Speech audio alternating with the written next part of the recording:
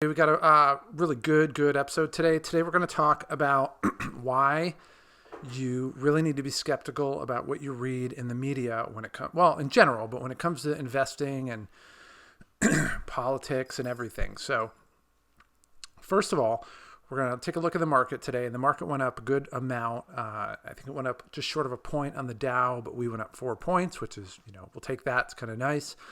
And I went in and I was looking at the pre-market, and it's trending up for election day tomorrow, which is good. We'll take that.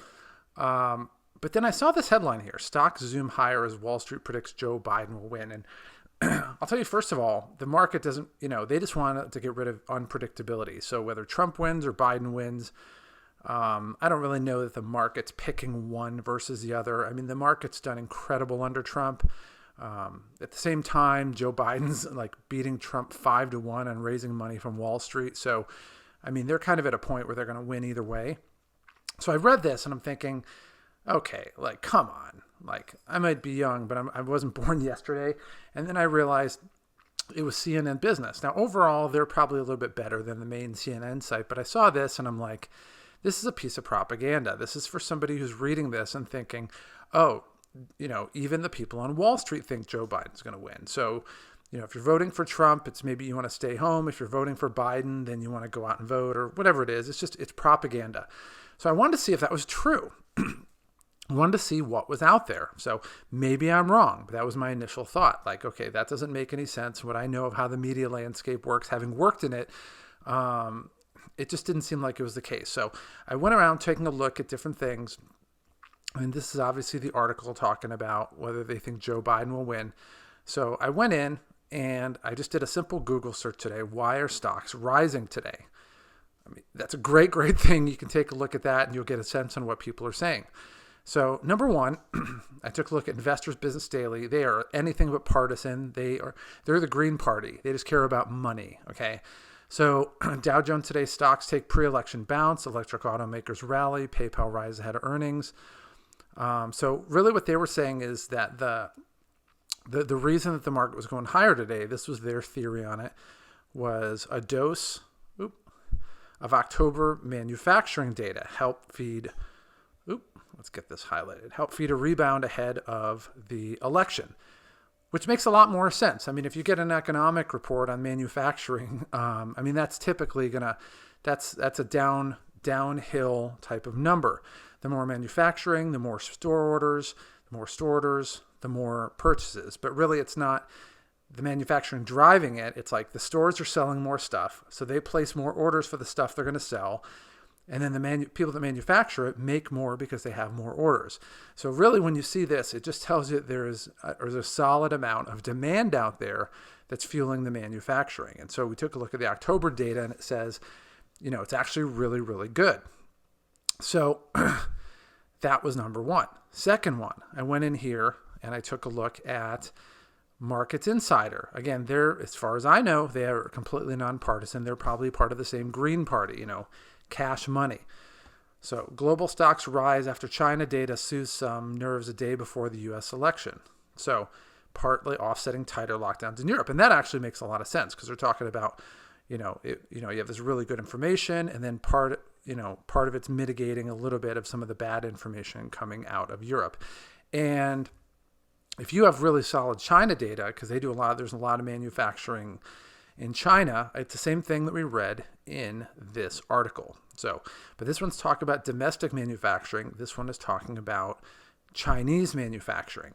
So you go back to this and you look and say, well, stocks zoom higher because they think Joe Biden will win.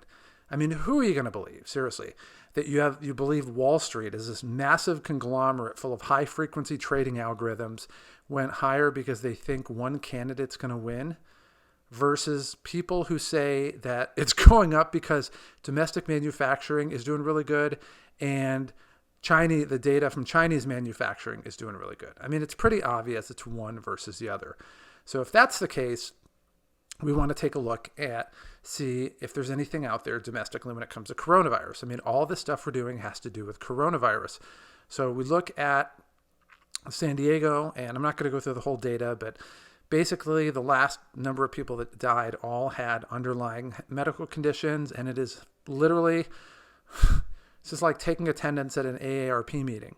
86 years old, 71, 68, 84, 77, 54, 79, 81. You got a 35-year-old here, but they have underlying medical conditions. So this person probably had a heart issue or some nasty diabetes or something going on. So, or they're a chain smoker, they have some type of pulmonary issue. But then you have 73 and 86. So maybe this is the group leader of all the people who are in their 70s and 80s pretty much with really bad health.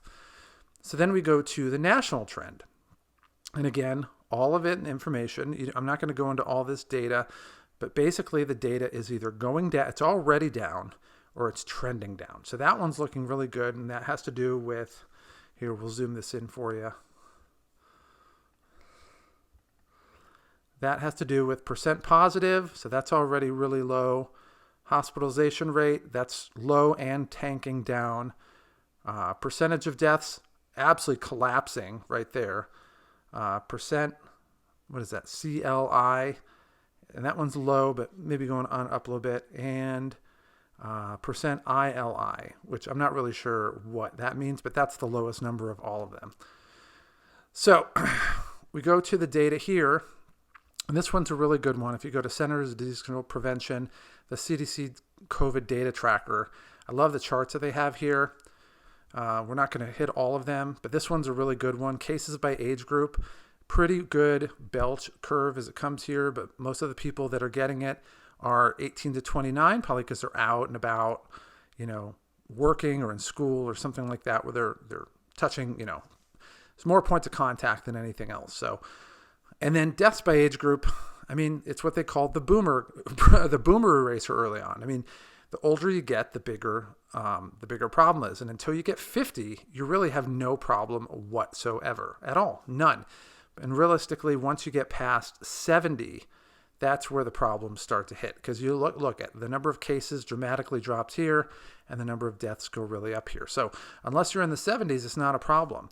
So, but there's only, I hate to say this because it sounds really morose, but there's only so many 70 to 80-year-old people left. So this is going to exhaust that age group really, really quickly. It's not going to kill all of them, but there's only so many people in that age group. That's not exactly the biggest age group in America right now. So, and to their credit, they're probably taking it more seriously than others. My mom's 70, what is she? She's going to kill me for not knowing this, but my mom's 72, my dad's 83, and they're definitely taking this seriously. My mom doesn't really have any underlying health conditions, so she's going to be in a good spot. But my dad's had a couple heart issues and other things like that, plus he's 83, and so he's taking it really seriously. So you're really going to kind of run out of people that you're going to hit at this point. So it's not that it's herd immunity, but it's like it's kind of going through its sweet spot faster than it would elsewhere. Let's see, deaths in cases by sex really goes into that. But anyway, the whole point is when you look at this, all the people that are working age, right, or main working age, like they're just super not affected by this, even though the cases are there. So even though the media, and they love this just because it's a shiny object and it's something to report and it's a big number and it gets people scared and it gets them ratings, the number of cases are really high here, or not really high, but the number of cases are what they are, but it's not turning it into anything, right? It's like, it's a big nothing burger. So going back to this, we look at the data. You have domestic manufacturing data, which signifies domestic demand from, domestic, manufacturers, made in America stuff. And then you have the demand from people that are making stuff in China and shipping it over on Panamax ships. So with that being said, the market's going up and it's going to continue to go up no matter really what happens tomorrow. So with that being said, I'll show you kind of what we looked at with our spreadsheet. So let's open up. There we go. Go to our stock screener. And of course, when I'm recording, it always decides to open more slowly. All right, so a couple things that we did here today. So we basically have our, we added a limit order for ICAGI, which is the European airline. And I figure they're going through a lockdown right now, so we're getting at the lowest possible time. You got a 68% buy rate. And the idea here is to lower the cost basis from 3.47 to whenever this goes through. And I put this pretty much as a market order. So this is going to go through tomorrow, pretty much, unless the stock pops tomorrow. So we're going to lower our cost basis and increase our upside. So that's good. I also put in a market order for IVR, which is Invesco Real Estate. It's a REIT. And I put it in and it actually took today. But me being the big dummy, I put it in, didn't realize it took, and then put it in again. So I actually have a lot of more shares than I thought I was going to have. So anyway, knocked it down from like 30% in the red to 18%. So I was actually reading, let's do this. We'll go to, all right, so let's go IVR. Oh, not IVRE. All right.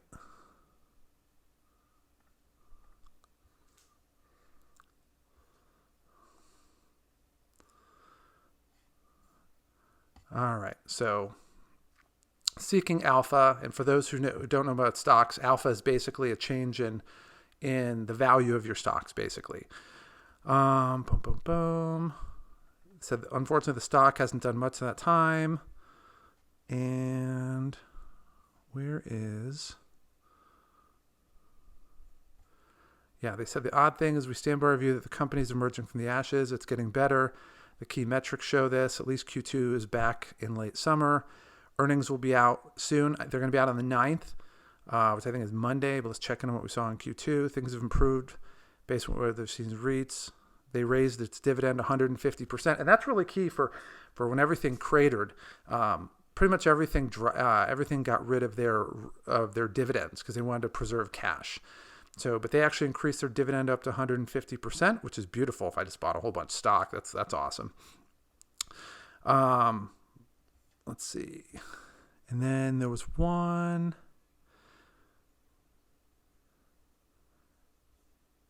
Boom, boom, boom. So anyway, I was reading this, and you go to Seeking Alpha, and you could just type in Invesco Mortgage to move in the right direction. They basically said, I looked at this earlier. Oh, here it is. Yeah, the book value is increasing. Operationally, the company's performed better with more assets out to work since Q2. And it's a REIT, which means they basically they didn't shed some of their assets for cash flow. They're actually putting more assets in play. The book value is increasing. The dividend went up. I mean, they said it is still a speculative hold because it is a REIT, but it's getting better. So I looked at this and I'm like, dude, they're going to have an earnings call on Monday. All these things are the fundamental things you want to look at. And, you know, if it's not really where we want it to be, that's fine. I can still trim some of this stuff out. We'll talk about that in a minute. But these are all the fundamentals that we want to look at for an opportunity to get this on a down week where this stock is at. So basically, it's trimmed it down to that point where once this goes up, let's say it goes up to 3.5, we'll be back in the black.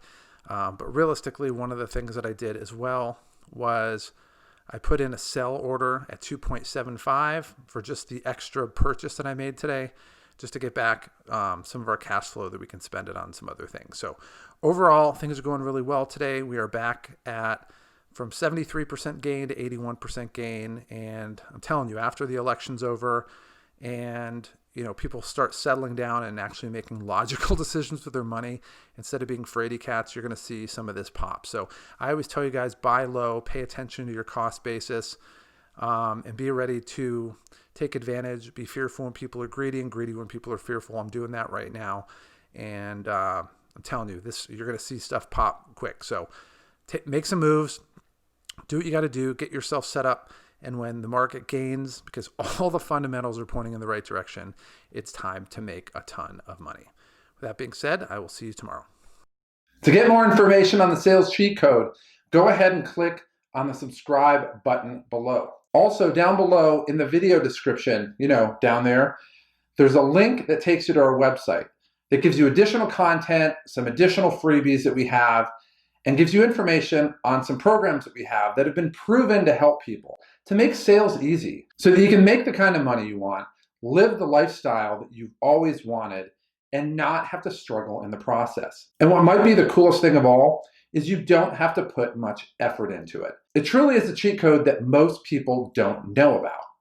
And it's a cheat code that can change your life today. So click on the link below and let me help you start to experience these results starting right now.